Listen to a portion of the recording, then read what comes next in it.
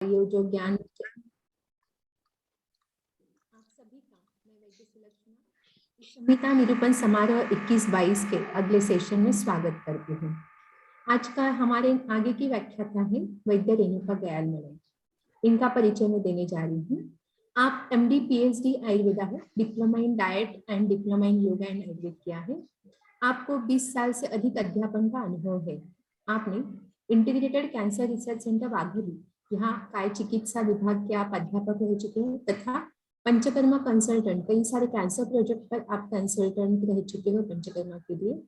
2017 से आप काय चिकित्सा और पंचकर्मा लेकर कई सारे ऑनलाइन अलग अलग कोर्सेस आप डिजाइन कर रहे हो, वो कोर्सेस भी आप ले रहे हो। अभी तक 500 से ज्यादा विद्यार्थीगण ने आपके इस कोर्सेस का अनुभव और उनका अनुभूति ली है। आपकी तमक श्वास एक अध्ययन और तथा पथ्यकर आहार शाकाहार यह किताबें काफी प्रसिद्ध है। आपके 10 से ज्यादा रिसर्च आर्टिकल्स प्रकाशित किए हुए हैं। आपने तत्वचिंतन नासिक, संहिता निरूपण धनेज, चरकरोहन पूर्णा, माधवाचार्य गुरुकुल वैद्य कोल्हटकर प्रतिष्ठान पुणे आदि जगह आपने अलग अलग विषयों पर व्याख्यान दिए हैं। आप अनंत आयुर्वेद प्रतिष्ठान की सदस्य हो। आपकी व्याख्यान सुनने के लिए हम सभी आतुर हैं, क्योंकि अभी तक कल से लेकर आज तक हम जो ये ज्ञान पढ़ रहे हैं उसका क्लिनिकल एस्पेक्ट से कैसे विचार करें या हम चिकित्सा करते वक्त कैसे उसका कैसे इस्तेमाल करें, यह जानने के लिए मुझे लगता है सभी उत्सुक होंगे। तो स्वागत करती हूँ मैं वैद्य रेणुका गयाल मैडम का। धन्यवाद सुलक्षणा। मैं मेरा स्क्रीन शेयर करती हूँ।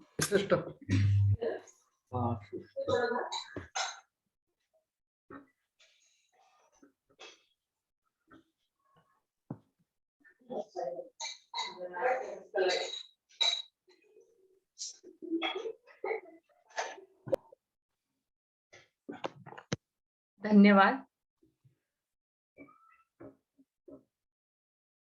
एक मिनट।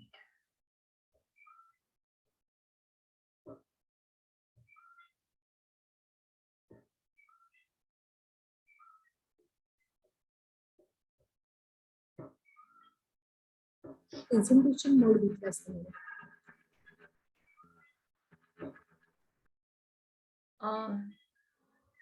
स्क्रीन दिख रही है मेरी? जी हाँ मैम दिख रही है। प्रेजेंटेशन मोड करना चाहिए। हाँ अभी किया है, अभी प्रेजेंटेशन मोड भी किया है। दिख रही है स्क्रीन ठीक से? स्क्रीन में लेकिन यस मैडम। हाँ प्रेजेंटेशन मोड पर नहीं है। ओके। अभी सबसे पहले तो मैं गुरुवर्य अनंत धर्माधिकारी सर, बाकरे काकू और जो भी सीनियर यहाँ पर उपस्थित है उन सभी को नमन करके मेरा आज का व्याख्यान शुरू करने जा रही हूँ। कल से हमने रोग चतुष्क के बारे में बहुत अच्छे 4 व्याख्यान सुने हैं। कल 3 और आज 2, व्याख्याते 4 है, लेक्चर 5 सुने हैं। सभी व्याख्यान में हमने रोग चतुष्क का महत्व, उसके जो संदर्भ है वो बहुत अच्छी तरह से देख चुके हैं। अभी जब हम इसका अवबोध करके अनुष्ठान करते हैं या जब हम इसका प्रयोग करते हैं, हमारी रुग्ण में इसका प्रयोग करते हैं, तो हमें इसको कैसे अप्लाई करना चाहिए, इसको कैसे समझना चाहिए। और कभी कभी ये समझते समय हमें क्या क्या और अन्य बातों का भी विचार करना पड़ता है, वो भी हम कुछ डिस्कशन के साथ यहाँ पर देखने वाले। सबसे पहले मैं मेरे गुरुवर्य कैलाशवासी बिंदु माधव कट्टी सर को प्रणाम करते हुए आज का ये जो विषय आपके सामने रखना चाहती हूँ। अनंत आयुर्वेद प्रतिष्ठान की ओर से 2 कार्यक्रम हर साल में होते ही है। उसमें एक कार्यक्रम धनेज में जो होता है चरक निरूपण का, वहां पर हमारे प्रधान आचार्य रहते हैं, वो है अनंत धर्माधिकारी सर।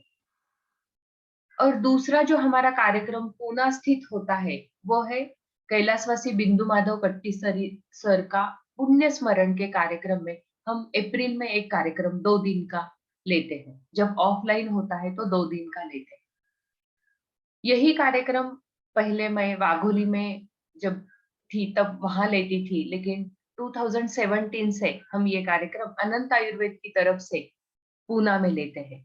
इस कार्यक्रम का जो स्वरूप है वो वहां पर भी हमारे अनंत धर्माधिकारी सर ही प्रमुख आचार्य रहते हैं और उसी के साथ अन्य चिकित्सक, वैद्य, इनका व्याख्यान होता है। और उसके साथ में हम नेशनल लेवल पे हर साल एक ऐसे कंपटीशन भी लेते हैं। उस ऐसे कंपटीशन में पदवी और पदव्युत्तर विद्यार्थी सहभाग ले सकते हैं और इसको बहुत अच्छा रिस्पांस हमें मिल रहा है नेशनल लेवल पे। पूरे भारतवर्ष में से देहरादून से लेके केरला तक के विद्यार्थी यहाँ पर सहभागी होते हैं और बहुत अच्छा लिखान होता है। 3 सब्जेक्ट रहते हैं। हमारा प्रयास है कि 1, 2, 3 साल और होने के बाद ये सभी निबंधों का जो बख्शिश पात्र निबंध है उनका हम एक पुस्तक भी प्रकाशित करने वाले हैं। और इस निबंध में जो बख्शिश दिया जाता है वो कट्टी सर की ही एक विद्यार्थिनी वर्षा गलगली और मैं स्वयं रेणुका गया, इनको हम विद्यार्थियों को बख्शिश देते हैं। तो ये हुआ इस कार्यक्रम के बारे में। अभी हम आज के व्याख्यान की ओर मोड़ेंगे। अभी एक बात मैं आपको बताती हूँ कि दोषः एव हि सर्वेषां रोगाणाम एक कारण। ये इतनी सरल सी बात इतने सरल से शब्द में वर्णित की है वाग्भटाचार्य ने, लेकिन इस एक मॅडम पीपीटी पुढे नाही जाते. आता नहीं जाते। हा नाही पहिलाच स्लाइड पहिली स्लाइड आहे। हा पीपीटी प्रेझेंट मोड वरती आलंच नाहीये म्हणते, प्रेझेंटेशन मोड वरती.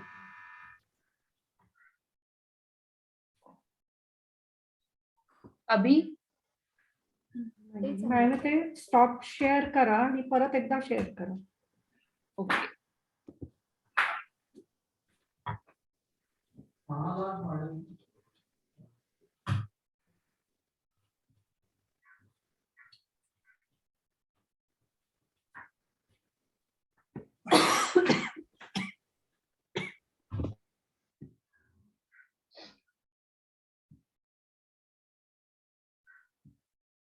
अभी दिख रहा है।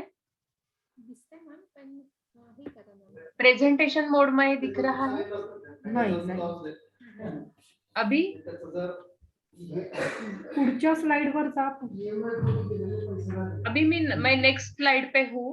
कट्टी सर का फोटो है वो दिख रहा है क्या? नाही ओके ओके, क्या प्रॉब्लम है नहीं समझ में आ रहा है। एकदा मॅडम सगळं बंद करून पुन्हा एकदा चालू करा. लीव होऊ का? लीव करून करायचं.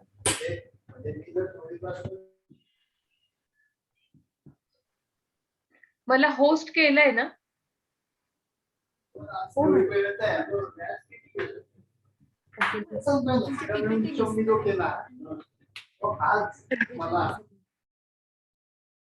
कशातून जायचंय? मी स्क्रीन शेअर स्क्रीन मधून गेले होते.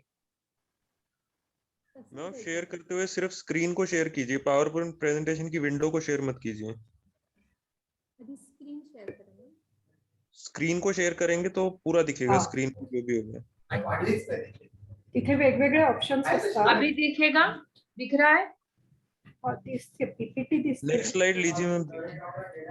अभी ये आता हो गया मैम, हो गया. थैंक यू हरिप्रिय।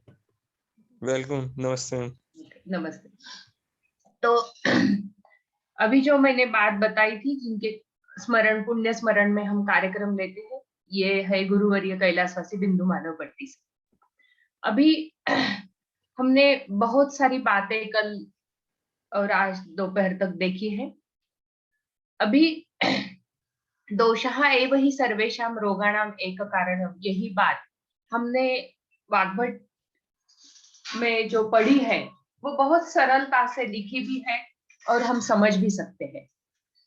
और वही बात रोग चतुष्क में बार बार अन्य संदर्भ के साथ स्पष्ट की हुई है और उसको हमें समझना है।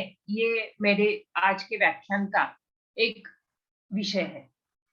सभी शरीर में जो जो व्याधि होते हैं उनके कारण दोष ही होते हैं, ऐसा हमें क्लिनिकल एस्पेक्ट से आज समझना है।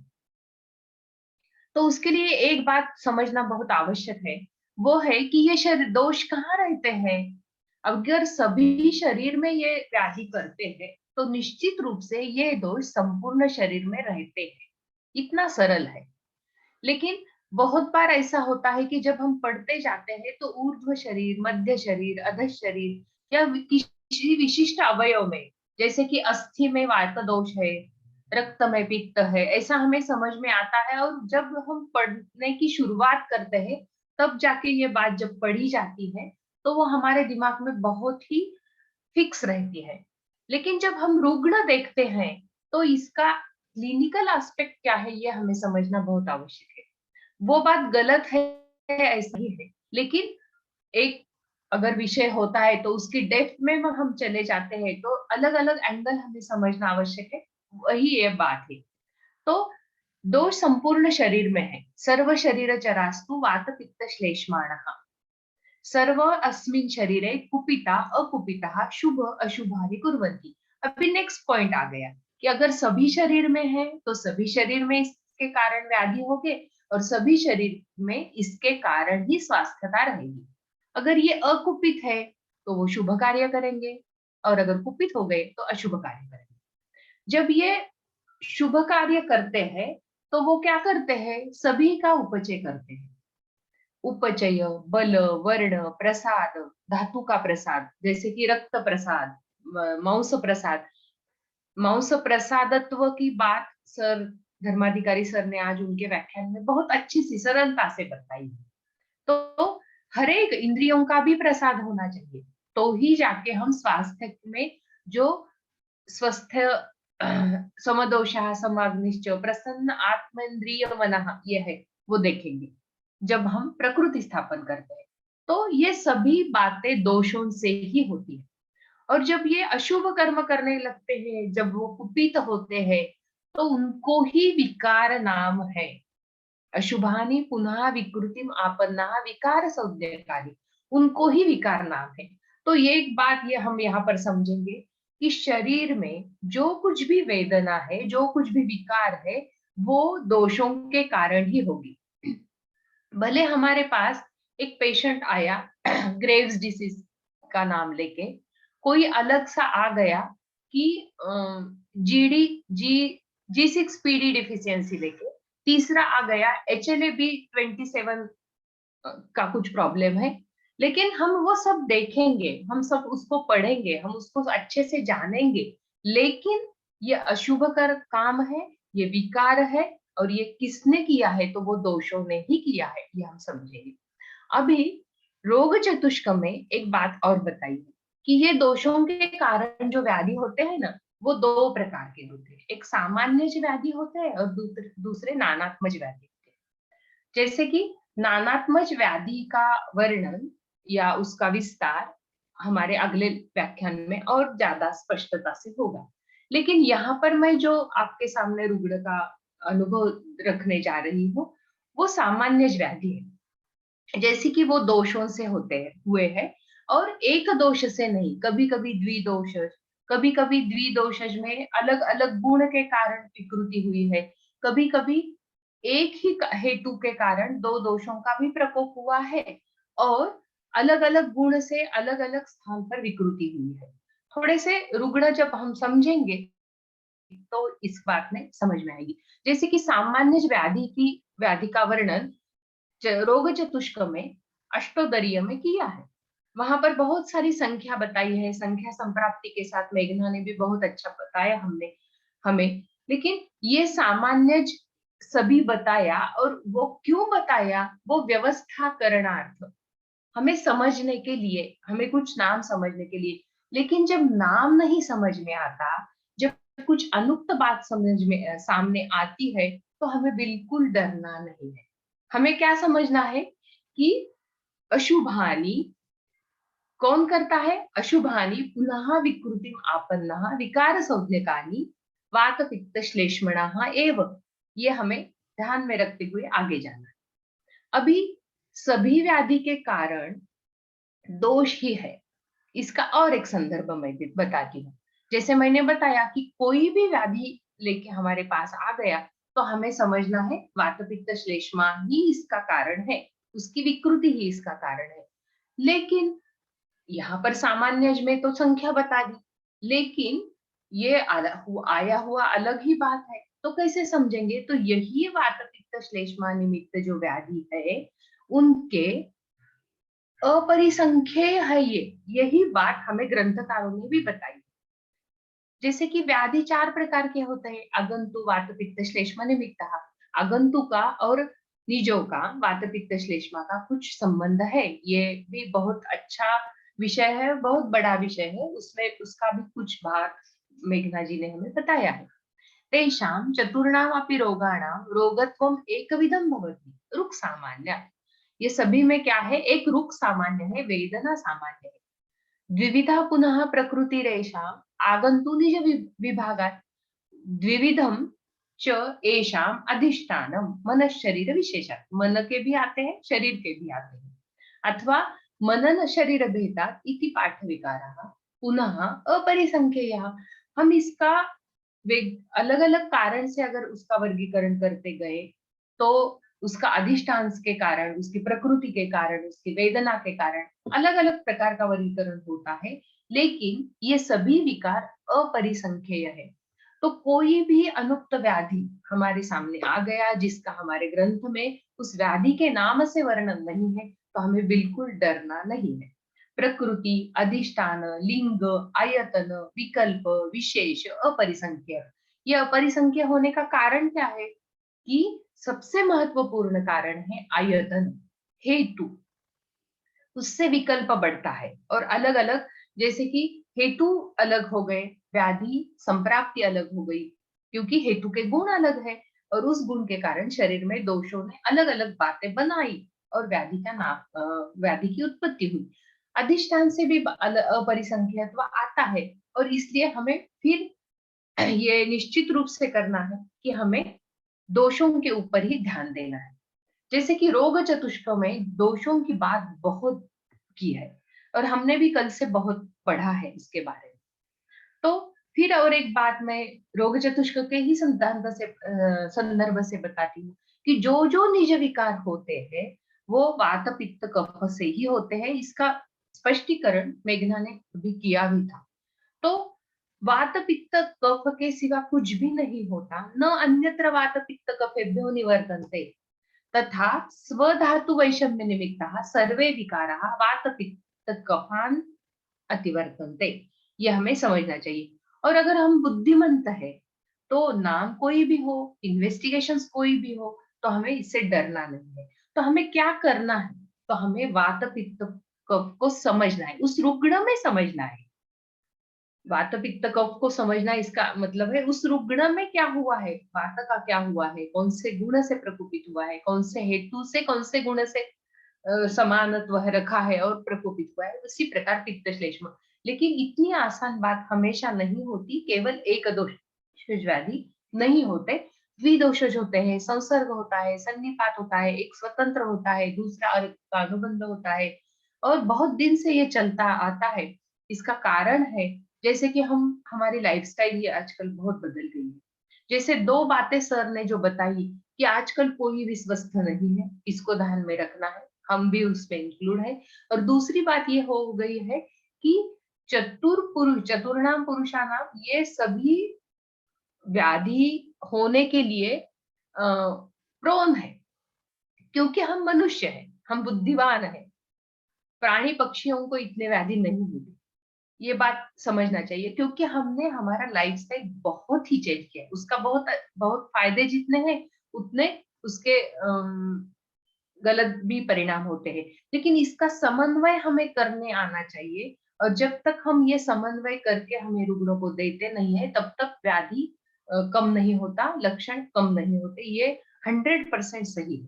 तो ये कारण है, ये वात पित्त श्लेष्मा की विकृति होने का। और उसमें स्थान, संस्थान, प्रकृति, विशेषण, विशेषण, अभिसमीक्षा, इनको सभी को समझना चाहिए। जैसे कि स्थान को या हेतु से कैसे प्रकोपित हुआ है, किस स्रोतस में प्रकोपित हुआ है, कहाँ पर ख वैगुण्य है, कहाँ पर उसका रुके गए हैं दोष, ये सभी को समझते हुए हमें चिकित्सा करनी चाहिए। अभी इसकी टीका जो यहाँ पर है उसके मैं थोड़ा सा विश्लेषण करना चाहती हूँ कि जैसे कि स्थान है तो रसादया पस्त्यावेश, इसमें सभी धातु, सभी ऑर्गन्स आ गए।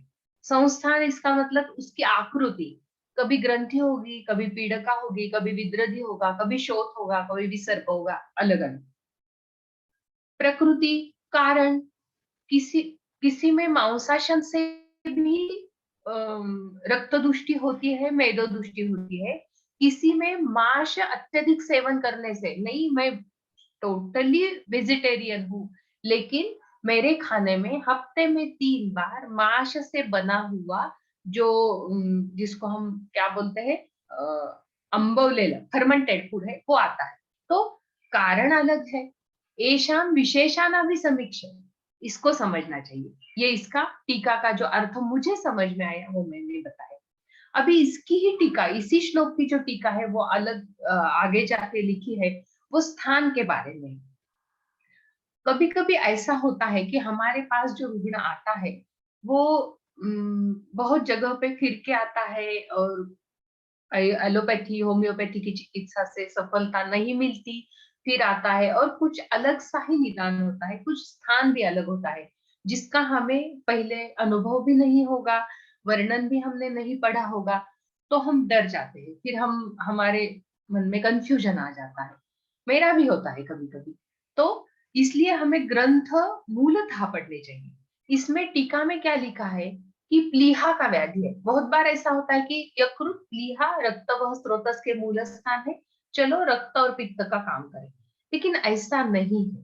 प्लीहा यकृत में भी वात के कारण भी व्याधि होते हैं, ये टीका में बताया। यदि अपि प्लीहादि कारणांतरेण भिन्ना अपि रोगाः तथापि ते वातादि स्थान जन्यत्वेन तथा वातादि लक्षण युक्तत्वेन तथा वातादि कारण जातत्वेन वाता द्विजाः सर्व विकारा इति वाक्यार्थ। इसका मतलब है यकृत प्लीहा में भी वात दोष से व्याधि उत्पन्न होते हैं। अभी यहाँ तक मैंने ये बात बताई है आपको सामने बताने का प्रयास किया है कि दोष से ही सब होने वाला है, लेकिन 3 ही दोष शरीर में अपरिसंख्येय व्याधि निर्माण करते हैं और इनके स्थान, संस्थान और हेतु के कारण बहुत अलग अलग बात बनती है।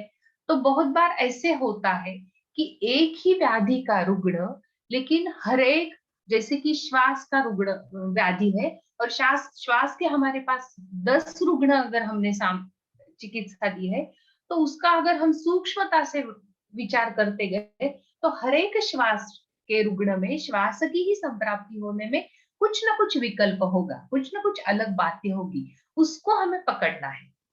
तो ये बात, जैसे कि धर्माधिकारी सर ने बताया कि आजकल संशोधन कैसे करना चाहिए कि एक व्याधि के अनेक रुग्ण में उनमें जो विशेषता है उसके अनुसार चिकित्सा करके उस व्याधि हम ठीक कर सकते हैं। तो एक प्रोटोकॉल सभी व्याधियों को होता नहीं है, तो इसलिए केस स्टडी में ज्यादा हमें इंटरेस्ट रहना चाहिए और केस स्टडी बताते समय उसके सिद्धांत भी बताना चाहिए, ऐसा मेरा है। अभी एक रुग्ण मैं आपको बताती हूँ। ये रुग्ण फीमेल रुग्ण फेब्रुवरी 2021 में मेरे पास आई थी। उसके लक्षण थे सर्वांग कंडू, 8-9 साल से उसको कंडू था, उभय पाद पर त्वग्दुष्टि थी, भ्रुष्टे विमुंचितः ये लक्षण था।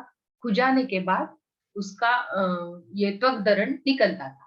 उसके साथ उसको और भी 2-3 लक्षण बहुत थे, जो शिरशूल था, बहुमूत्रता थी, अम्ल पित्त बीच बीच में होता था, विबंध बहुत था, मल प्रवृत्ति ठीक से नहीं होती थी और 8-9 साल से इससे ये परेशान थी। और कम से कम 8-9 साल से वो होम्योपैथी की ट्रीटमेंट लेती थी, लेकिन जब जिस दिन दवा खत्म हुई उस दूसरे तीसरे दिन थोड़ा थोड़ा कंडू, फिर शोथ, फिर घृष्टे विमुंचिता, ये लक्षण। और 9 साल से कंप्लीट वो रेगुलरली होम्योपैथी ट्रीटमेंट लेती थी। उसमें बीच में उसको थायराइड भी डिटेक्ट हुआ और उसके लिए एलोपैथी की चिकित्सा चल रही थी। अभी क्या हुआ, वो फीमेल पूना में कहा आ गई, और फिर वो उसके होम्योपैथी के डॉक्टर यहाँ पर अवेलेबल नहीं थे, तो फिर उन्होंने क्या करना, इसके लिए आधुनिक चिकित्सक के पास वो गए। तो आधुनिक चिकित्सक ने स्किन स्पेशलिस्ट के पास, तो फिर उन्होंने उनको पहले एंटी एलर्जिक दे दी, फिर मेथोट्रेक्सिन दिया, फिर स्टेरॉइड दिया, और कुछ लगाने के लिए दिन में 3-4 बार लगाने के लिए अलग अलग लोशंस, क्रीम्स, ये सभी दिया। और उससे उनका त्वक त्वक के ऊपर जो लक्षण थे वो कम हुए, लेकिन उनको अर्श हुआ, सरक्त मल प्रवृत्ति होने लगी, और पहले ही जैसे जो विबंध के लक्षण थे वो बहुत बढ़ गए, और फिर निद्राल्पता होने लगी, ऐसे अनेक बहुत सारे एसिडिटी बढ़ने लगी, ऐसे कुछ प्रॉब्लम हुई। फिर उन्होंने वो आधुनिक उपचार छोड़ दिए, और जैसे ही आधुनिक उपचार छोड़ दिए, एक 15-20 दिन के बाद उनकी अस्वास्थ्यता और भी बढ़ गई, और फिर किसी ने रेफरेंस दिया और फिर वो मेरे पास आ गई। तो फिर मैंने जब हिस्ट्री ली, तो वो फीमेल पेशेंट, घर में 3 ही लोग, उसके हस्बैंड और एक लड़का, वो आईटी में काम करता है, और स्वभाव थोड़ा सा अलग सा इस महिला का, तो बहुत पूजा पाठ करना, उपवास ज्यादा रखना, दिन में 2-2 बजे तक कुछ खाना नहीं, और अगर बीच बीच में भूख लगी तो शेंगदाने खा लेना या फरसान खा लेना। अगर जिस दिन उपवास है उस दिन शेंगदाने, जिस दिन नहीं है तो फरसान खा लेना, वेफर्स खा लेना। हर दिन उपवास के हर दिन उस हफ्ते में 3 या 4 दिन उपवास करती थी। केली और दही खाना, और दूसरे अन्य दिन में भी उसका आहार बहुत ठीक नहीं था, अकाल भोजन था, उसके साथ दिवास्वाप था, रात्रो जागरण था, चिंता भी थी, फैमिली कुछ प्रॉब्लम थे, और वैचित्य था। और एक बात ये रुग्ण में के बारे में मुझे समझ में आई कि उसको आकलन ठीक से नहीं होता था, जिसको हम बोलते हैं ना कि बुद्धि की ग्रहण क्षमता कैसे है, तो वो ठीक नहीं लगती थी। जब वो पहली बार मेरे पास आई, हिस्ट्री लेना हुआ, कंसल्टेशन हुआ, तो कम से कम 1.5 घंटा वो रुग्णा मेरे सामने थी, और जो बात मैं बताती थी वो उसको बिल्कुल समझ में नहीं आया। और उसने मुझे एक जो लक्षण पहले बताया था बहुमूत्रता का, वो 2005 से लेके उसको है, और रात में उसको मूत्र प्रवृत्ति ज्यादा होती है, और वो बता रही थी मुझे कि मैं जब भी टॉयलेट में जाती हूँ तो मुझे आधा आधा घंटा तक बैठना पड़ता है, फिर बाहर आने के लिए पैर पे पानी लेती हूँ, तो फिर यूरिन की सेंसेशन होती है, फिर जाती है। तो वो जो वर्णन करके बता रही थी, तो मुझे लगा इसको काउंसलिंग की भी जरूरत है। तो मैंने नेक्स्ट सेशन के कंसल्टेशन के पूर्व ही उनको एक एड्रेस दे दिया, जो आयुर्वेदिक तज्ञ भी है और काउंसलिंग भी करते हैं, मेरी फ्रेंड भी है, उनके पास भेजा, लेकिन कुछ फायदा नहीं हुआ। अभी उनको मैंने चिकित्सा क्या दी, तो पहले मैंने चिकित्सा उनको सभी हेतु देखते हुए, उसमें कटु तिक्त कषाय रस होना चाहिए इसका विचार करते हुए, और अपतर्पण करना चाहिए इसके कारण एक अपतर्पण चूर्ण दिया, आरोग्यवर्धिनी दी, गंधक रसायन दिया, और अर्श से वो बहुत पीड़ित थी, इसके लिए उसको अवगाह स्वेद बताया, और त्वचा के ऊपर उद्वर्तन करने के लिए एक, मैं जो उद्वर्तन के लिए हमेशा चूर्ण यूज करती हूँ वो दिया। उसमें उद्वर्तन चूर्ण में मैं त्रिफला, मुस्ता, चंदन, दारू हरिद्रा, अंबे हळद और मुल्तानी माटी का प्रयोग करती हूँ, यूज करती हूँ, और ये सभी मेरे पास मैं रखती हूँ और वो देती हूँ। अभी अपतर्पण चूर्ण में मैं क्या देती हूँ मैं बताती हूँ आपको। ये संतर्पणीय अध्याय का में का संदर्भ है, जो चरक सूत्र स्थान में संतर्पणीय अध्याय है, उसमें ये संदर्भ है। मुस्ता आरगवद पाठा त्रिफला देवदारु श्वद्रंष्टा खदिरो निम्बो हरिद्रे त्वक्च वत्सकात् रसम एषां यथा दोषं प्रातः प्रातः पिबन्धराः संतर्पण कृतैः सर्व व्याधिभिः संप्रमुच्यते। इसके ऊपर के श्लोक में संतर्पण के हेतु दिए हैं और संतर्पण के व्याधियों की लिस्ट दिए हैं और सभी व्याधियों में ये चूर्ण उपयुक्त है, ऐसा इसकी फलश्रुति में है। मैं इस सभी चूर्ण को इसी चूर्ण के क्वाथ से भावना देके मेरे पास रखती हूँ और इसका प्रयोग मैं बहुत ज्यादा मात्रा में करती हूँ। अभी इसमें तिक्त द्रव्य है और त्रिफला भी है, कषाय रस प्रधान, तो इस प्रकार से औषधि द्रव्यों से फायदा होता है। अभी जो मैंने बात बताई कि संतर्पण के हेतु इस अध्याय में बताए हैं, तो वो हेतु यहाँ पर मैंने लिखे हैं। एक स्निग्धैः मधुरैः गुरुपिच्छिलैः नवान्नैः नव, अभी बहुत सारे हेतु हैं। इस रुग्ण में जो हेतु थे वो स्निग्ध मधुर गुरु और पिच्छिल, जैसे कि दधि गुरु है और जो श्लेष्म पित्त का प्रकोप करता है। दूसरी बात है कि जो पित्त प्रकोप करने वाले जो शेंगा दाना है वो ज्यादा लेती थी, फरसान ज्यादा लेती थी, और उसके साथ साथ वो चेष्टा द्वेषी और उसका जो अकाल भोजन, अकाल निद्रा, ये सभी बहुत अलग अलग हेतु थे। तो इस प्रकार के हेतु संतर्पण के हेतु थे। तो इसी के कारण कुष्ठ व्याधि होता है और बुद्धे मोहा, ये भी लक्षण होता है।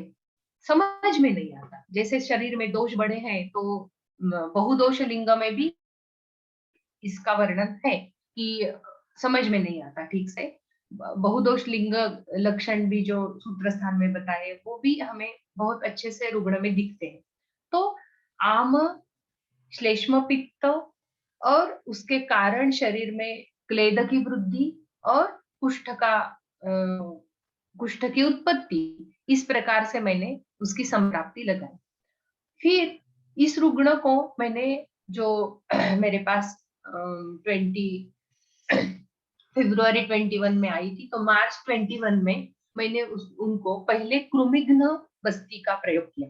अभी वैसे तो रुग्ण उत्तम शोधनार्ह थी और पहले तो वमन ही देना मैंने सोचा था, लेकिन वो ज्ञापक नहीं, तो मुझे समझ में नहीं आ रहा था कि इसको अच्छा सा खनखनित शोधन किससे करें। और कृमिघ्न बस्ती में जो औषधि द्रव्य प्रयोग में आते हैं उसमें श्लेष्मा और संतर्पण में जो अपतर्पण करने वाले जो बातें हैं वही बातें हैं। तो उस प्रकार का बस्ती का प्रयोग मैंने सर्वप्रथम किया कृमिघ्न बस्ती का। इस कृमिघ्न बस्ती में निरूह प्रधान बस्ती मैंने किए, जैसे कि निरूह की संख्या ज्यादा रखी थी और स्नेह बस्ती की संख्या कम रखी थी। ये जो कृमिघ्न बस्ती का जो पाठ है मैं आपको बताती हूँ, 1 मिनट। ये भी चरक सूत्र स्थान चरक में का ही है, जिसमें विडंग, त्रिफला, शिग्रु, मुस्ता, दंतिमूल, यवकूट और मदन फल है। और मैं मेरे प्रैक्टिस में क्या करती हूँ, जिस औषधि द्रव्यों का क्वाथ से निरूह बस्ती देती हूँ उसमें व्यत्यास में जब स्नेह बस्ती देना है तो मैं उस द्रव्य के रस के समान जो कुछ भी स्नेह द्रव्य मेरे पास है या जो मैं अवेलेबल कर सकती हूँ उसका प्रयोग करती हूँ। जैसे कि इसके निरूह के व्यत्यास में मैं निम्ब तेल और करंज तेल का स्नेह व्यत्यास में देती हूँ, और ये निरूह में भी मैं निम्ब तेल और करंज तेल ही डालती हूँ, तिल तेल नहीं डालती। और स्नेह बिल्कुल कम, जैसे कि 350-450 ml तक वात अगर रहा तो 20 ml ही स्नेह, इतना कम मात्रा में स्नेह, उसमें मध और सैंडो, इस प्रकार का निरूह, और उसके व्यत्यास में निम्ब और करंज तेल का 30 ml का स्नेह बस्ती। ऐसा 7 दिन तक मैंने बस्ती प्रयोग किया। उस बस्ती प्रयोग में कंडू कम हुआ, शोथ थोड़ा कम हुआ, लेकिन बहुत अच्छा उपशय नहीं मिला। उसके बाद में अप्रैल 21 में मैंने पित्त को पित्त की चिकित्सा के लिए स्नेह पूर्वक विरेचन दिया और रक्तमोक्षण भी किए। अभी यहाँ पर मैंने स्नेहन का निर्णय क्यों लिया, तो तब तक जो अभ्यंतर दवा मैंने दी थी, तर्पण चूर्ण है, आरोग्यवर्धिनी है, उसके कारण रुक्षण अच्छा हुआ था और कुछ बातें अग्नि के ऊपर कुछ परिणाम हुआ था, विबंध के ऊपर भी परिणाम हुआ था। और फिर मैंने, लेकिन ये निश्चित था कि इसको बलवान शोधन चाहिए, तो फिर मैंने विरेचन का प्लान किया। स्नेहन पंचतिक्त घृत से किया 3 दिन ही, फिर इच्छा वेदी से विरेचन किया और बीच में रक्तमोक्षण भी मई महीने में, अप्रैल और मई महीने में 4-5 बार रक्तमोक्षण हुआ उसका। अभी जब वो अप्रैल में विरेचन के बाद मेरे पास आई, तब भी बहुत अच्छा उपशय नहीं था।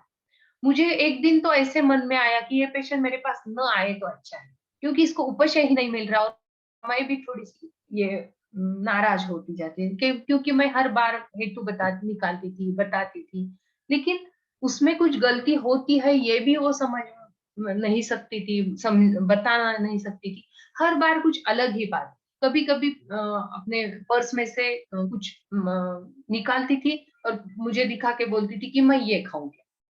और एक बार उसने मुझे पूछा कि मैंने कब तक परहेज करना है, तो मैंने फिर उनको बताया कि मैंने जो आपको परहेज की बात बताई है, ये आपके हमेशा के लिए स्वस्थ रहने के लिए है, न कि है व्याधि कम होने के लिए। तो आपको ये हमेशा के लिए करना है। तो फिर वो थोड़ी सी गुस्से में आ गई, मुझे लगा अब नहीं आएगी, लेकिन वो फिर मेरे पास हर रेगुलर फॉलोअप के लिए आती है। तो फिर उसके बाद में जुलाई 21 में मैंने उसको फिर स्नेह पूर्वक वमन देने का निर्णय ले ही दिया। और फिर ये वमन की प्रोसीजर हमने पुनर्वसु में की। वमन का द्रव्य लेते समय तो उसने का इतना वो वैचित्र्य दिखाया कि जितना हम भी डर जाते हैं कि सही में इसको कुछ हो रहा है, क्योंकि उसका बौद्धिक आकलन ही कम था, लेकिन मध्यम शुद्धि हुई। अभी उसके बाद में मैंने स्थानिक लगाने के लिए अर्क तेल, निम्ब तेल दिया और सिद्धार्थ द्रव्य जो है मुस्ता, त्रिफला, करंज, ये जो कॉम्बिनेशन है हमारे ग्रंथ में बताया हुआ है, उसका कॉम्बिनेशन से वो त्वक धावन के लिए बताया, जिसमें वो सिद्धार्थक स्नान में मुस्ता, त्रिफला, करंज, आरगवद, इंद्रयव, दारू हरिद्रा, सप्तपर्ण, यव और मदन फल भी है। तो इस प्रकार से उसको पाक बनाने को और त्वक धावन करने को बताया। उसके बाद अर्क तेल और निम्ब तेल लगाने को बताया। और स्थानिक उद्घर्षण के लिए मैंने अपना जो अंग घासने का जो ब्रश रहता है ना, वायर का, प्लास्टिक की वायर का, वो बताने को बताया, जैसे स्क्रबर बोलते हैं उसको, क्योंकि त्वक विकार में स्क्रब करना, स्थानिक लेखन करना, ये बात है, तो वो बताया।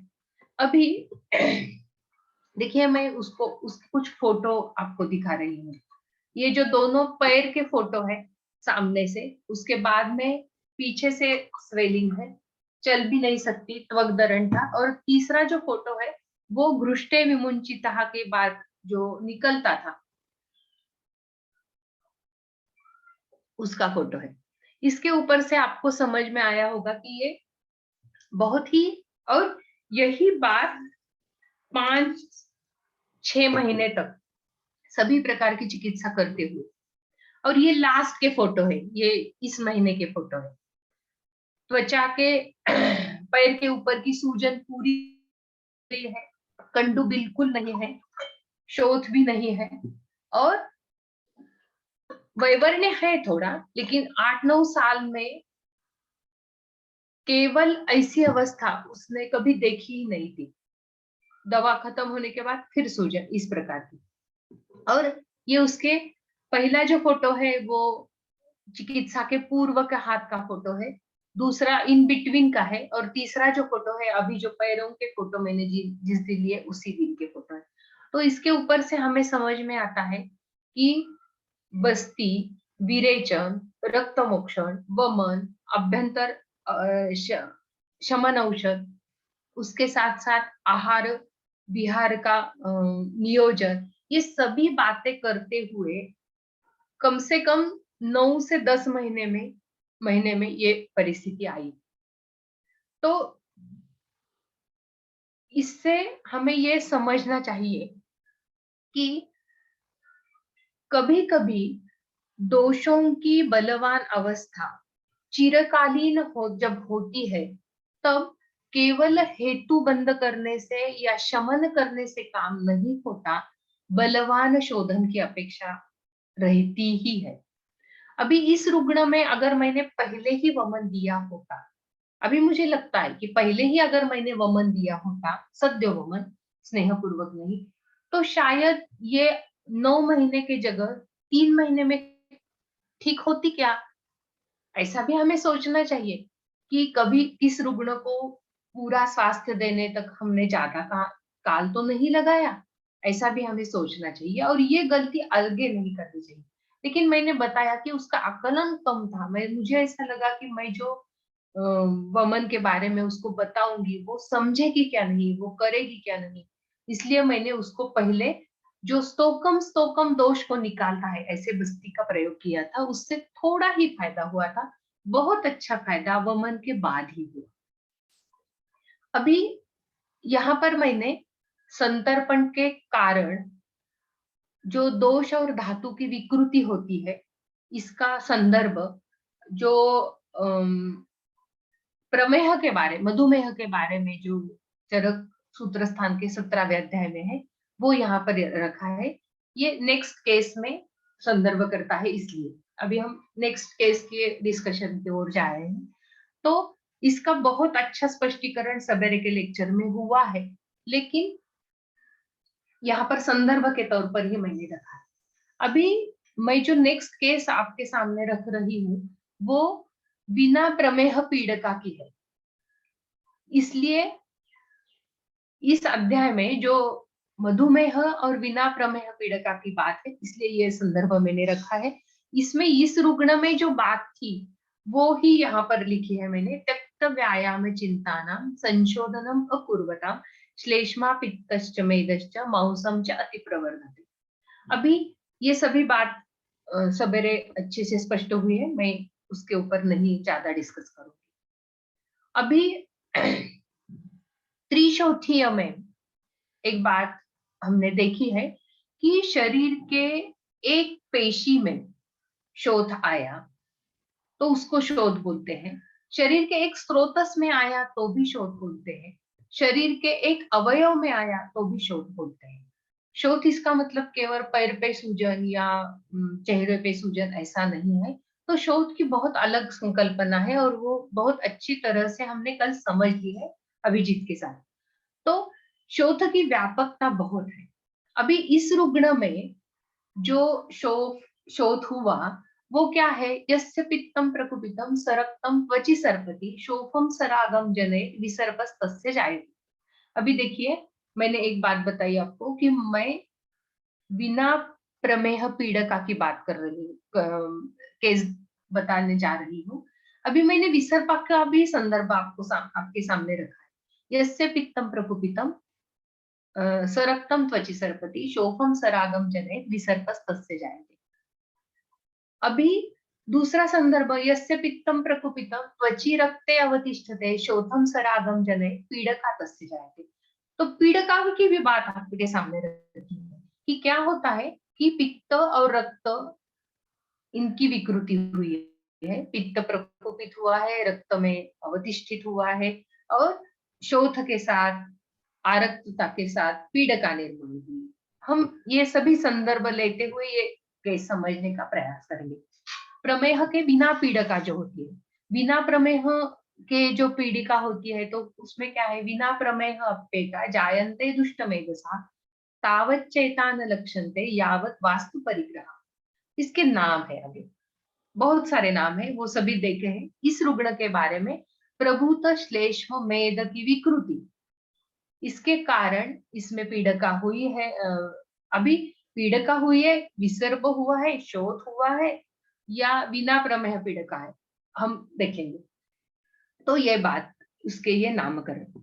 अभी ये रुग्ण जनवरी 2021 में मेरे पास आई, उभय पाद शोथ, आरक्त वर्ण, और उसको बीच बीच में जब पैर के ऊपर गांठ आती है तो तब ज्वर आता है, ऐसा उसका निदान एक लक्षण था।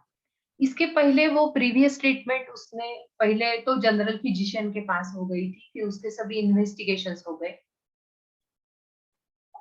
शुगर है क्या देखा, फैमिली हिस्ट्री है क्या, ये सभी बात हुई, उनसे कुछ ट्रीटमेंट हुई, एंटी फंगल हुआ, फिर स्किन स्पेशलिस्ट के पास गई, फिर स्किन स्पेशलिस्ट के साथ बहुत दिन तक ट्रीटमेंट चली। फिर उन्होंने बताया कि नहीं, ये आपका हड्डी तक लगता है हमें, आप तो आप आर्थोपेडिक सर्जन को बताओ। फिर आर्थोपेडिक सर्जन के पास भी गई, फिर कलर डॉपलर हुआ, बायोप्सी हुई, एंजियोग्राम हुआ, और फिर लास्टली इसका डायग्नोसिस हुआ, ये ल्यूकोसाइटोक्लास्टिक वैस्कुलाइटिस है। और फिर उसको एक बात बताई गई कि आप हमेशा के लिए इकोस्प्रिन लेते रहो, तो आपके ये जो आरक्तता है, शोथ है, ये थोड़ा कम हो जाएंगे। और फिर उसको इकोस्प्रिन दी और उसको कुछ भी फायदा नहीं होता था।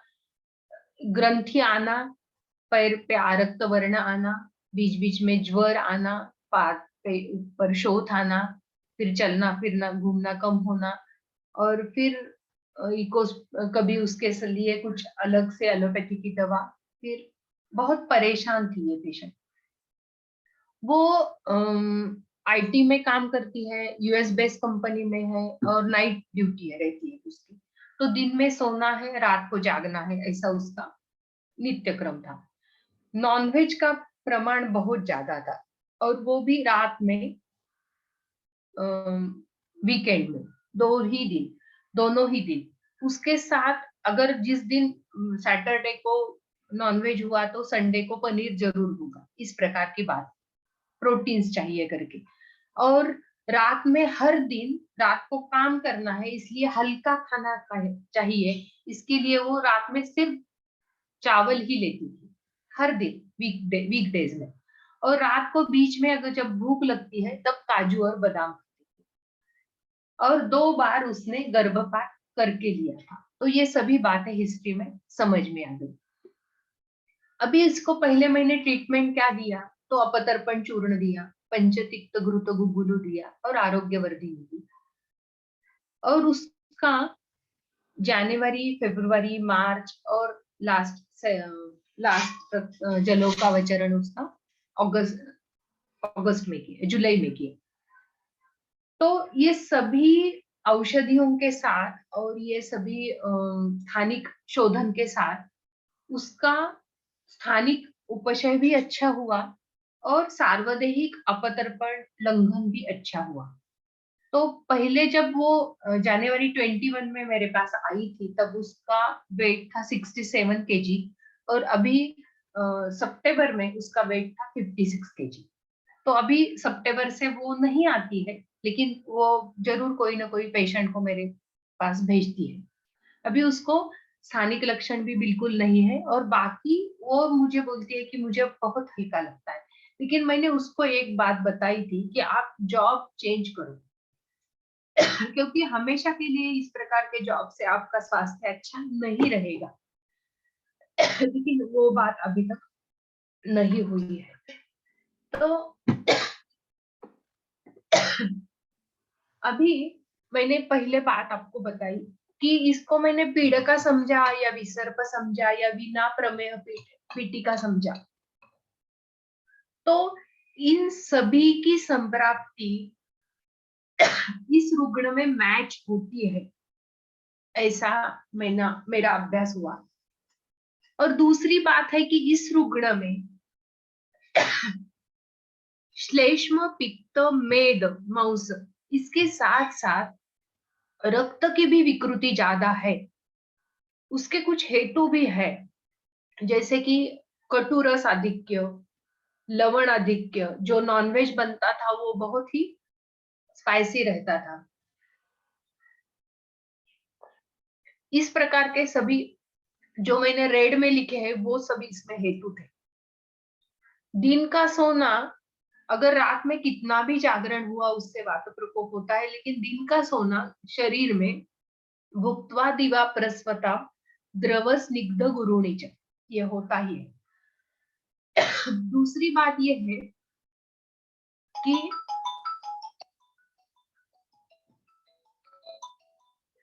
दूसरी बात यह है कि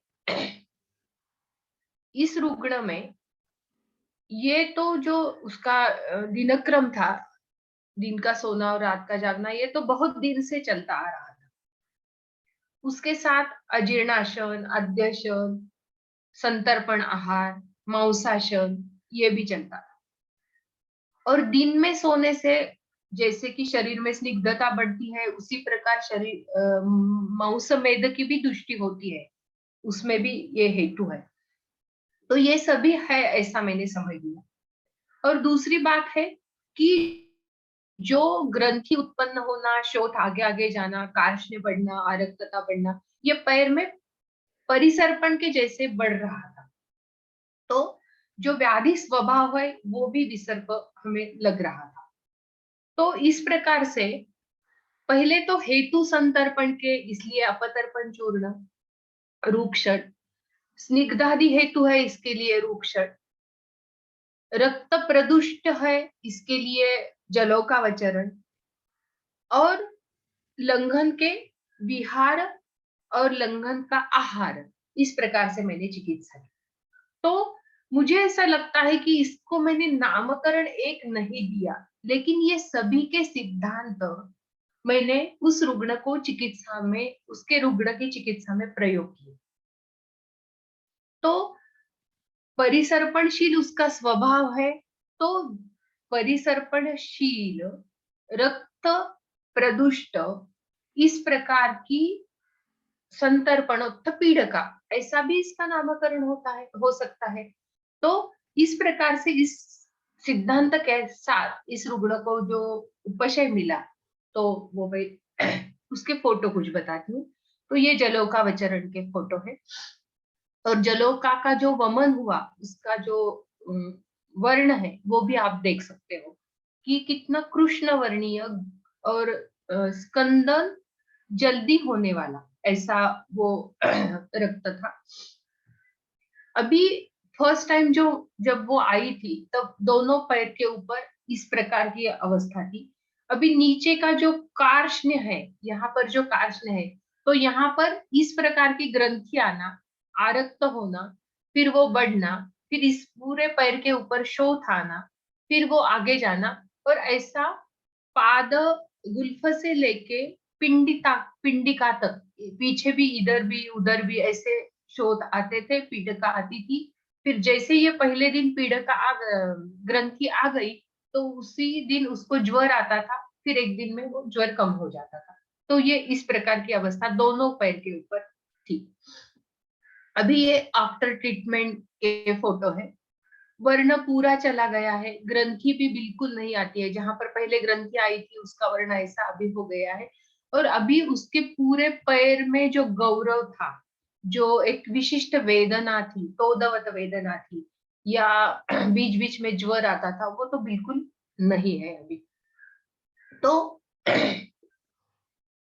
अभी जो मैंने बात कही, कभी कभी ऐसा हो सकता है कि रुग्ण का निदान नाम नहीं हमने दिया, लेकिन उसकी चिकित्सा की। तो इसके लिए भी हमारे पास संदर्भ है कि पहले हमें रोग की परीक्षा करनी चाहिए, रोगम आदौ परीक्षा। तो रोग को समझना, इसका अर्थ है कि वो रोग निर्माण होने तक जो कुछ भी कारण हुए हैं, जो कुछ भी हेतु हुए हैं, उस हेतु के क्या लक्षण है, उससे संतर्पण कैसे होता है, उससे शरीर में स्निग्धादि गुण कैसे बढ़ते हैं, जो शरीर में बढ़े हुए दोष दुष्य में उसी प्रकार के लक्षण निर्माण करते हैं या गुण निर्माण करते हैं, और फिर वो धातु में रक्त में हो या मांस में हो, मेद में हो, उसी प्रकार की अवस्था निर्माण करके, स्त्रोत सावरोध करके पीड़ा का निर्माण करना। अभी इस रुग्ण ने मुझे ऐसे बताया था कि उसने वो सभी डॉक्टर्स ने ऐसे बताया था कि कुछ नहीं होगा, आपको इकोस्प्रिन लेते रहना पड़ेगा और ये वेस्कुलाइटिस की कुछ भी ट्रीटमेंट नहीं है। और अगर ज्यादा हो गया तो फिर हिपैरिन भी लेना पड़ेगा, या अगर और कुछ ज्यादा हुआ तो आपको हमेशा के लिए ब्लड थिनर ही लेना पड़ेगा। लेकिन ये सभी बातें इसलिए अच्छी हुई कि उसने हेतु पूरे बंद कर दिए और बहुत अच्छे से उसने मेरा सुना। अभी ये ज्ञापक रुग्ण थी, इसको सार्वदेहिक बलवान शोधन तो मैंने नहीं किया है, लेकिन मैंने उसको बोला है कि एक बलवान शोधन हर साल में एक बार आपको करना है। लेकिन अब उसको ठीक लगता है तो वो आती नहीं, लेकिन वो अच्छे से पथ्य पालन जरूर करती है, लेकिन जॉब नहीं चेंज कर सकती अभी तक।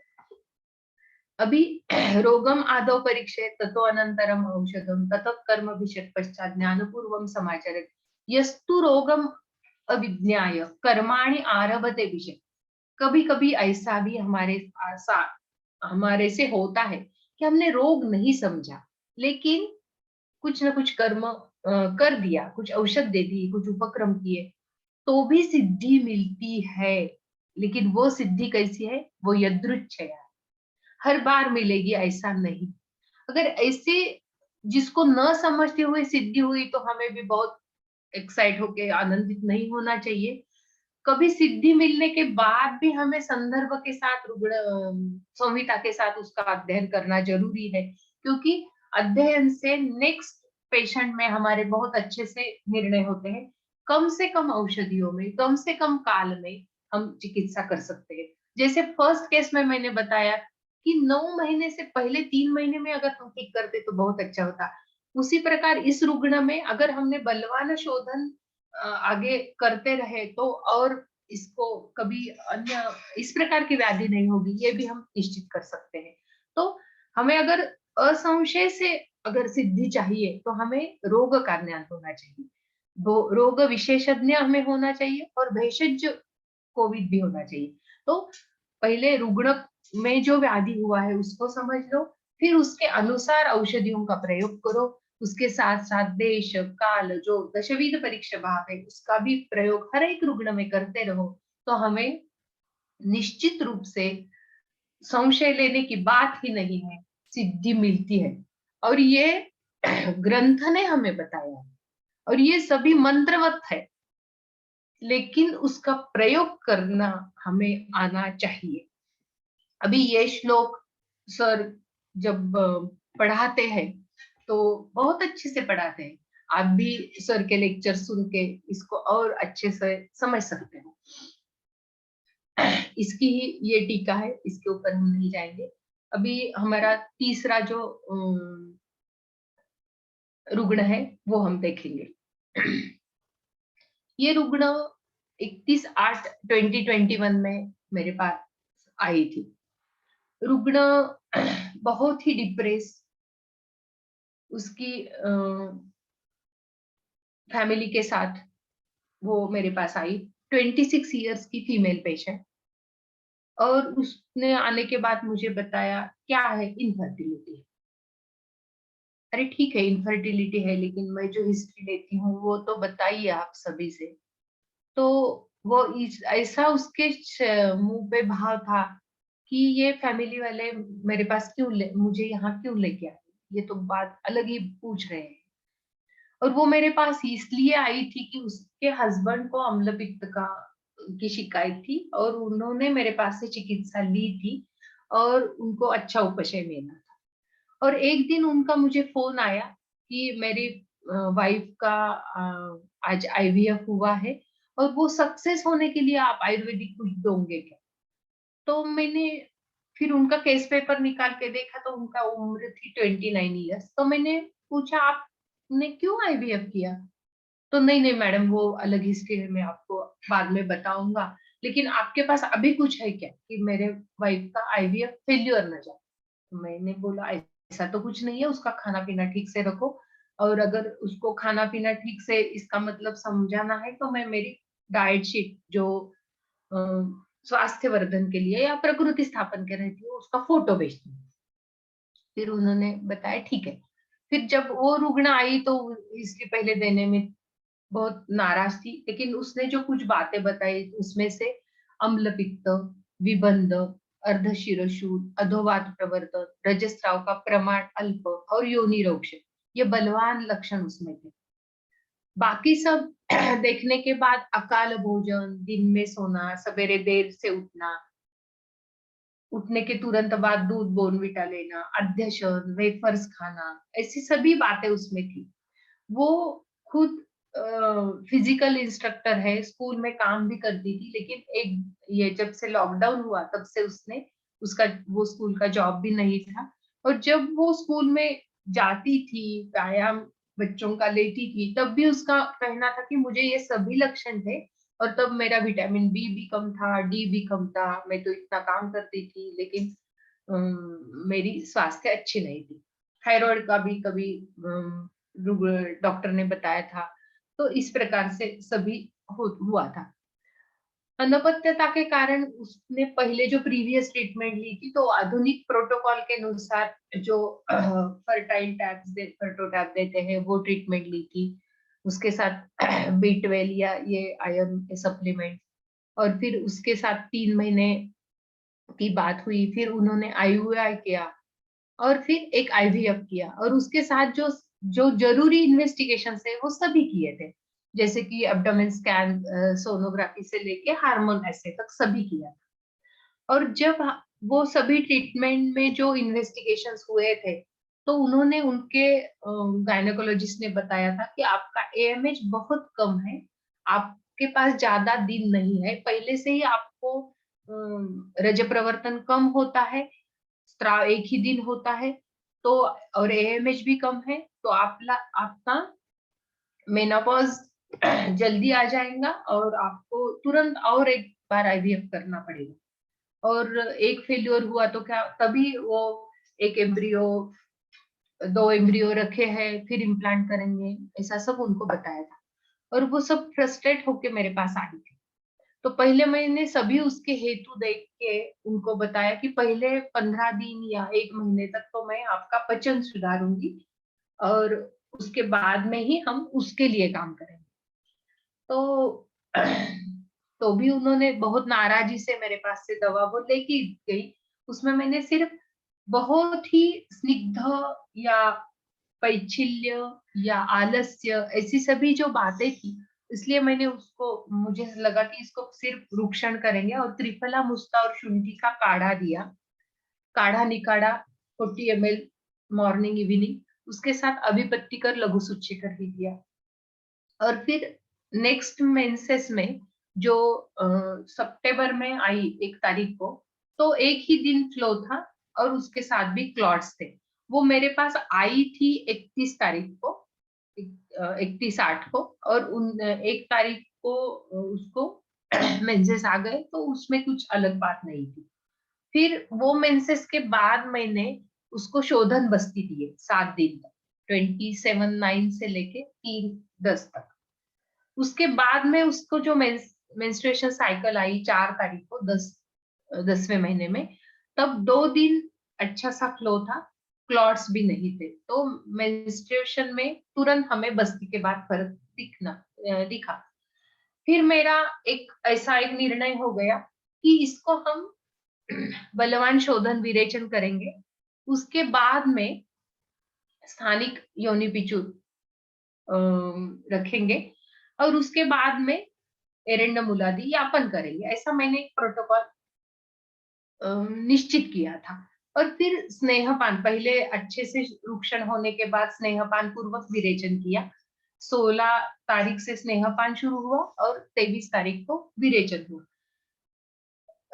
3 दिन स्नेहन हुआ, फिर 16, 17, 18, 19, 20, 21 को विश्राम दिन हुआ और 23 को विरेचन हुआ। 4 दिन स्नेहपान, 3 दिन विश्राम और फिर विरेचन, ऐसा हुआ। फिर बाद में संसर्जन क्रम। उसके बाद में जो मेंस्ट्रुएशन साइकिल आए, तो उसको 3 दिन अच्छे से ब्लीडिंग हुआ, क्लॉट्स भी नहीं थे, एब्डोमेन पेन नहीं था, पिंडिकोद्वेष्टन नहीं था, कटिशूल नहीं था, और उसको बहुत अच्छा फ्रेश लग रहा था। जब शोधन बस्ती के काल में वो आई थी, तो पहले 2 निरूह के बाद ही उसको बहुत अच्छा लग रहा था। तो वो फिर अच्छे से मुझे हिस्ट्री भी देती थी, अच्छे से बात भी करती थी। पहले तो ऐसा था कि घर वाले लेके आते हैं और आप ट्रीटमेंट करते हो। और फिर विरेचन के बाद मैंने रजस्राव के पूर्व एरंड तेल का योनि पीचू और रजस्राव के बाद फलघ्रुत का योनि पीचू ऐसा दिया। अभी मैंने मेरा एक ऐसा एक चिंतन है कि जो काम उत्तर बस्ती से होता है वही काम योनि पीचू से भी होता है, ऐसा एक मेरा चिंतन है। और ग्रंथ में भी इसके संदर्भ है, वो थोड़ा अलग विषय है। लेकिन रजस्राव के पूर्व एरंडते नहीं वातादृते योनि ऐसा जो है, तो एरंड स्नेह का योनि पीचू और रजस्राव के बाद फलघ्रुत का योनि पीचू ऐसा मैं देती हूँ। तो उस प्रकार से दिया। तो 3/12 को दिसंबर में उसको बिल्कुल व्यवस्थित रज प्रवृत्ति हुई और जनवरी के 3 तारीख को उसको मेंसेस आने थे। तो उसका मुझे 6-7 तारीख को फोन आया कि मुझे मेंसेस नहीं आए। तो मैंने बोला कुछ नहीं कर लो, 15 दिन के बाद हम यूपीटी करेंगे। और 17 जनवरी को उसकी यूपीटी टेस्ट पॉजिटिव आ गई। जो मैंने शोधन बस्ती दी है, तो एरंड मूलादि शोधन बस्ती दी है, तो उसका ये संदर्भ है चरक सिद्धि स्थान 3रे में का एरंड मूल पलाश रसवानी मूलानी च यानी पंच रासना अश्वगंधा अतिबला गुडुची पुनर्नवा आरभ देवदारू। इसमें मदन फल भी है, मदनाष्टयुक्ता इसका क्वाद है। और फिर शतावा पुष्पा प्रियंगु पिप्पली मधुक ये सब रसांजन इसका इसमें प्रक्षेप है, कल्क है। तो इसमें मैं इतनी मात्रा में मदन फल नहीं डालती हूँ, 8 मात्रा में। एक मदन फल जो रहता है 1 या 2, कभी कभी तो मैं मदन फल के जो ऊपर का जो कवर रहता है वो भी डालती हूँ, मदन फल तरफल ये भी डालती हूँ। तो उससे भी अच्छा शोधन होता है। और माक्षिक तेल ये भी। तो ये रुग्ण में मैंने इस पाठ में क्या बदल किया था, तो मूत्र नहीं डाला था, गोमूत्र नहीं डाला था, मदन फल भी 1 ही डाला था और रसांजन भी नहीं डाला था। इंद्रयव जरूर डाला था, मुस्ता डाला था, हपुषा डाला था और अच्छे से निरूह के बाद उसको शोधन अच्छा हुआ। नेक्स्ट मेरा जो प्लान था उसका भी संदर्भ मैंने यहाँ रखा है, यापन बस्ती देने का, लेकिन वो नहीं दिया, उसकी जरूरत नहीं पड़ी, उसके पहले ही उसको सगर्भावस्था रह गई। तो ये रुग्ण के 28/5/2021 का जो रिपोर्ट है जिसमें AMH एंटी म्यूलेरियन हार्मोन जो कम है उसका रिपोर्ट यहाँ पर मैंने रखा है। तो वो बहुत ही कम था, 0.4। अभी देखिए कि बहुत बार ऐसा होता है, अभी मैं किसी को इसके लिए दोषी नहीं बोलूंगी, क्योंकि एलोपैथी के लोगों ने उनके प्रोटोकॉल से काम किया है। रिपोर्ट इतना है तो ये जरूर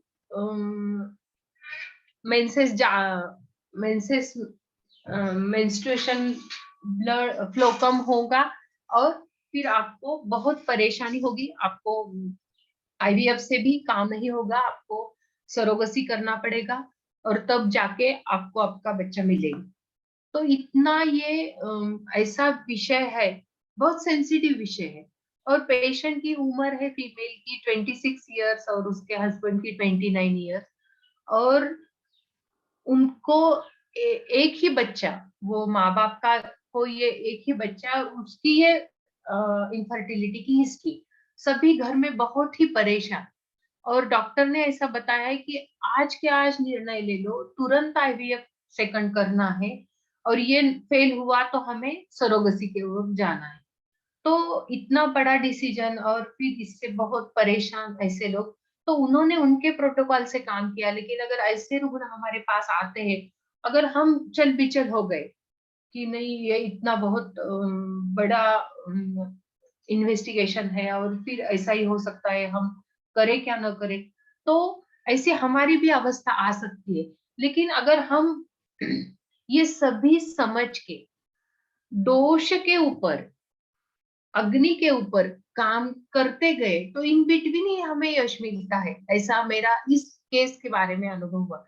अभी बात ये हुई कि जब मैंने 2017 तक मैंने वाघोली कॉलेज में जब मैं प्रोफेसर के काय चिकित्सा प्रोफेसर के रूप में काम करती थी, तब मेरे पास गायनिक के ऐसे पेशेंट्स बहुत कम आते थे, नहीं आते ही नहीं थे, और मेरा इसमें इतना अनुभव नहीं था।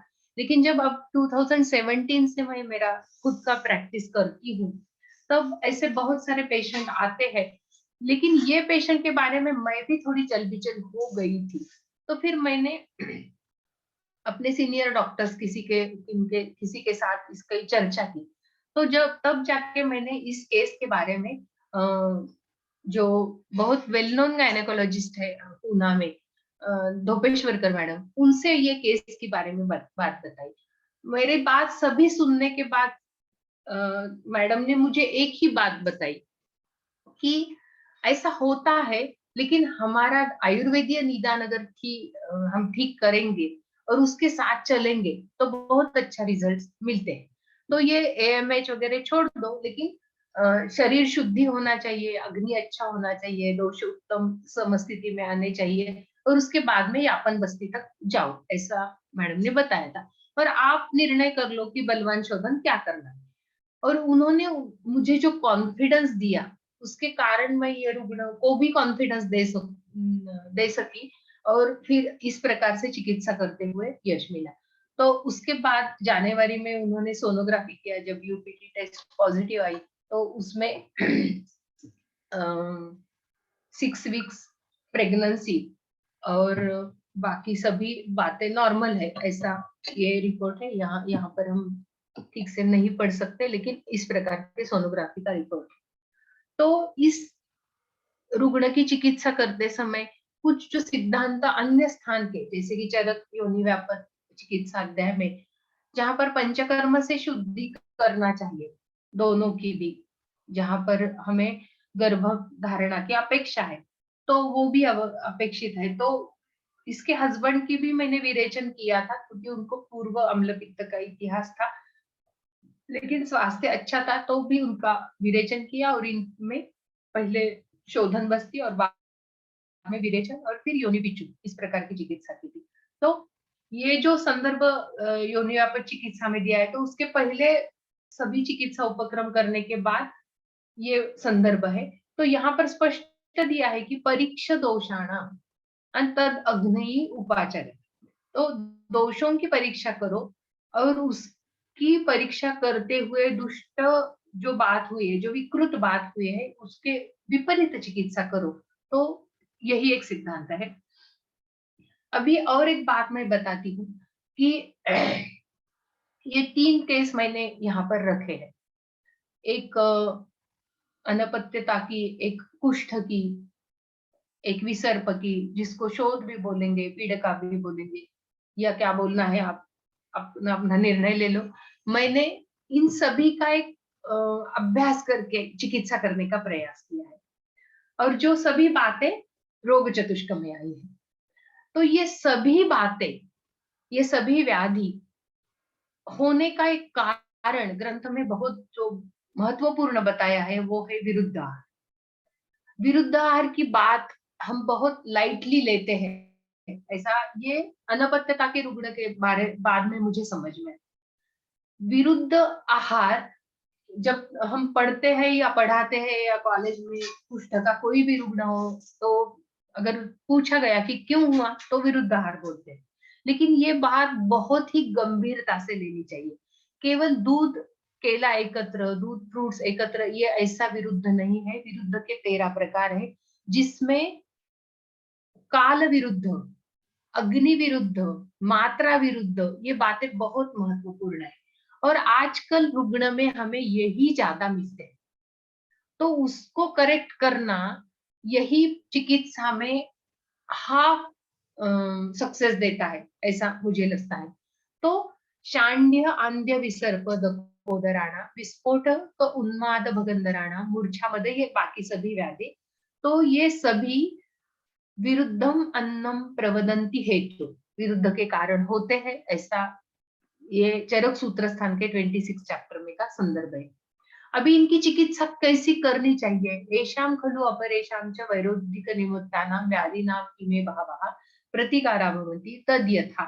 तो विरुद्ध का सेवन अत्यधिक काल से अगर चलता रहा है, उसका परिणाम दोष अग्नि यहाँ पर हो रहा है, तो उसके लिए केवल शमन शमन से बात नहीं होगी, तब शोधन ही उत्तम है। और जैसे कि दोष बलवान है तो उनको शमन शमन करके फायदा होता नहीं है, उनको संशोधन ही करना चाहिए, क्योंकि चिकित्सा भी त्रिविध प्रकार की बताई है, लंघन, लंघन, पाचन और दोषावसेचन। जहां पर दोषावसेचन करने की आवश्यकता है, वहां पर लंघन से कुछ फायदा नहीं होगा। तो इस प्रकार से मात्रा विरुद्ध, अग्नि विरुद्ध, काल विरुद्ध, इस प्रकार की बातें बहुत दिन से चलती है, ये लाइफस्टाइल हो गई है। उसका परिणाम क्रमशः अग्नि के ऊपर, दोषों के ऊपर, दोष वृद्धि के ऊपर अगर होता है और वो शरीर में सभी स्थान, संस्थान, अवयव, गर्भाशय तक या मर्म तक या रक्तवह सीरा तक परिणाम करते हैं, ऐसे प्रगाढ़ दोष जब आते हैं तो उनको उत्क्लेशित करके, उनको गति में लाके उनका शोधन करना बहुत आवश्यक है। तो ये चिकित्सा सिद्धांत तद्यथा वमनम विरेचनम च तद विरोधिनां च द्रव्याणाम संशमनार्थम। तो पहले शोधन उपक्रम का उल्लेख है और फिर विरुद्ध के परिणाम के विरुद्ध औषधियों का संशमन करना चाहिए। तथा विधैश्च द्रव्यैहि पूर्वम अभिसंस्कारः शरीरस्य भी। तो पहले शोधन करके फिर उस विरुद्ध के परिणाम के विरुद्ध द्रव्य से शरीर को संस्कारित करके फिर उस परिणाम हमें विरुद्ध के जो दुष्परिणाम शरीर के ऊपर हुए हैं वो जाते हैं। और यही बात कुछ सहजता से भवत शास्त्र के ऊपर लिखी है, वो है विरुद्धाशन चनान रोगान प्रतिहंति विवेचनम वमनम शमनम चैव पूर्वम वा हित सेवन। तो तीनों बात आवश्यक है, शोधन भी, शमन भी और हितकर सेवन भी हमेशा के लिए। साथ में तो अल्पतया वापी दीप्ताग्नि तरुणस्य च स्निग्ध व्यायाम बलिनाम विरुद्धम विततम भवेत्। तो ये भी बात बताई है कि अग्नि हमेशा अच्छी तरह रखना, नियमित रूप से व्यायाम करना, नियमित रूप से शरीर का बल अच्छा रखना, नित्य प्रमाण में स्निग्धाशनी रहना, जीर्णाशनी रहना, विधि का पालन करना, ये सभी विरुद्ध को दुर्बल बनाता है, विरुद्ध के परिणाम नहीं दिखाता है। तो दो बातें हैं, एक तो विरुद्ध का सेवन नहीं होना चाहिए, और दूसरी बात है अगर हम आजकल कलयुग में है या हम चतुर्विध रोग होने वाले ही पुरुष में है, अगर ऐसा है तो उसको प्रतिकार कैसे करें, हमारा अग्नि अच्छा रखे, नियमित व्यायाम रूप करे, ऋतुचर्या का पालन करे, दिनचर्या का पालन करे, ये सभी बातें हमें हमारे रुग्ण को बतानी चाहिए। रुग्ण आया, चिकित्सा की व्याधि कम हुआ, इतनी सी बात नहीं है, तो अपुनर्भव के लिए और हमारा शास्त्र अनेक अनेक व्यक्तियों तक जाने के लिए हमें ये करना बहुत आवश्यक है, ऐसा मैं समझती हूँ। और इसी के साथ मेरा ये आज का व्याख्यान मैं समाप्त करती हूँ। इसमें जो कुछ भी योग्य है या जो कुछ भी मैंने बताने का प्रयास किया है, वो सभी मेरे गुरुवर्य की देन है, और इसमें जो भी कुछ भी कमी है तो वो मेरी न्यूनता है, और ये बताते हुए मैं अभी यहाँ पर रुकती हूँ। धन्यवाद। धन्यवाद मैडम, बहुत ही ज्ञानपूर्ण, बहुत ही अच्छा आपका व्याख्यान है। मुझे लगता है कि सभी